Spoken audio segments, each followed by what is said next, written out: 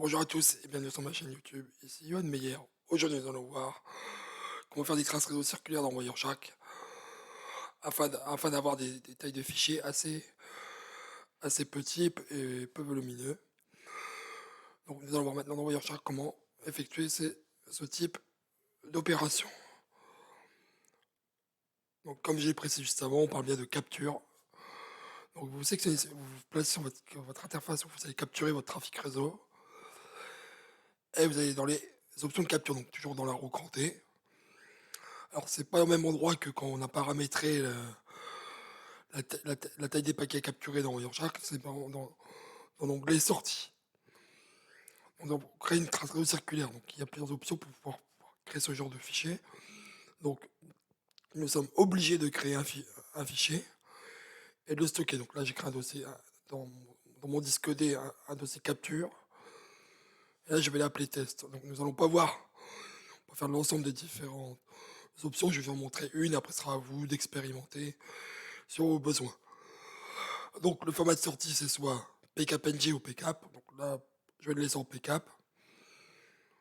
On peut créer un nouveau fichier soit après un nombre de paquets, donc vous mettez la valeur que vous souhaitez, soit après par rapport à la taille d'un fichier, donc soit au kilo-octet, mégaoctet ou gigaoctet, soit après un nombre de secondes écoulées, donc secondes, minutes ou heures. Soit on peut faire une capture réseau toutes les heures. Par exemple, vous disiez, au bout d'une heure, vous faites une nouvelle capture. Si on souhaite compresser notre capture réseau, donc on n'a qu'un seul format disponible, c'est gzip ou aucun. Si on souhaite c'est en format PCAP. Et on peut faire un tampon circulaire. Donc attention aux utiliser cette option. Ce qu'il faut savoir, c'est par exemple si je limite à 10 paquets dans ma capture, donc il va faire première capture 10 paquets, deuxième capture 10 paquets, à la troisième capture, si mon buffer circulaire est égal à 2 fichiers, il va écraser le fichier le plus ancien. Ce qu'il faut savoir, c'est que Wireshark, quand vous passez votre souris en surveillance, il va vous expliquer chaque menu à quoi ça sert, chaque option à quoi ça sert. Donc là, on va juste faire une trace circulaire après 100 paquets. On va faire ça par 100 paquets.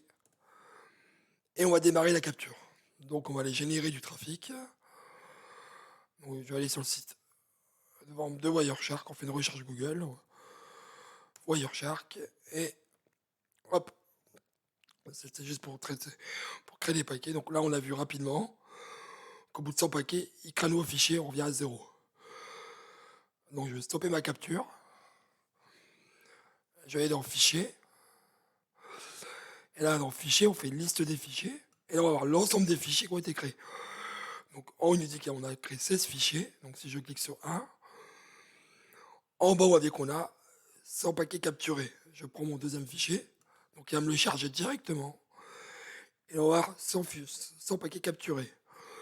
Et il nous indique le dossier de capture qu'on a spécifié juste avant. Donc, on va fermer ça. Si vous le souhaitez remettre les paramètres par défaut, vous retournez dans Option de capture, sortie.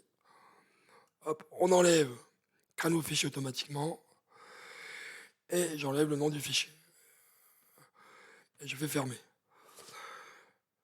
Donc voilà, je vous laisse explorer les autres options de buffer circulaire de Wireshark.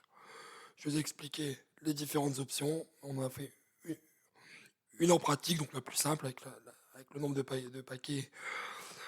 paquets pour faire des traces réseau circulaires. Je vous souhaite une bonne journée et à bientôt pour une nouvelle vidéo sur ma chaîne YouTube.